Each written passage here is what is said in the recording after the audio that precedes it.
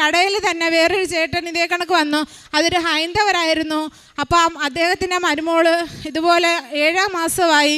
അപ്പോൾ ബ്ലീഡിങ് ഇങ്ങനെ വന്നുകൊണ്ടിരിക്കുകയാണ്. മെഡിക്കൽ കോളേജിൽ SIT കൊണ്ടുപോകാൻ പറഞ്ഞു. അവർ SIT കൊണ്ടുപോയി കഴിഞ്ഞപ്പോഴത്തേക്കിനും അവിടെ പറഞ്ഞു അത് എത്രയും വേഗം ഓപ്പറേഷൻ ചെയ്യണമെന്ന് പറഞ്ഞു.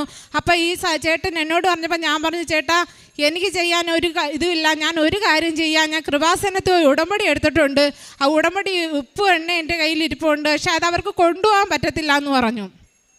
അപ്പം ഞാൻ പറഞ്ഞു എന്നാൽ ഒരു കാര്യം കൊണ്ടുപോകാൻ പറ്റത്തില്ലെങ്കിൽ ഞാനൊരു കാര്യം ചെയ്യാം, ഞാൻ ഇവിടെ ഇരുന്ന് പ്രാർത്ഥിക്കാമെന്ന് പറഞ്ഞു.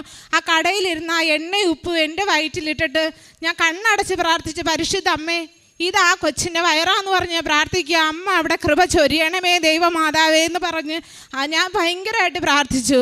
കുറച്ച് കഴിഞ്ഞ് ഒരു 2 മണിക്കൂർ കഴിഞ്ഞപ്പോൾ വീണ്ടും എനിക്ക് ഫോൺ വരികയാണ്. അവർക്ക് ആ കൊച്ചിനെ ഓപ്പറേഷൻ തിയേറ്ററിൽ നിന്ന് പുറത്തോട്ട് കൊണ്ടുവന്നു, ഓപ്പറേഷൻ വേണ്ട എന്ന് പറഞ്ഞു. അവരെ പൂർണ്ണമായിട്ടും സുഖമായി.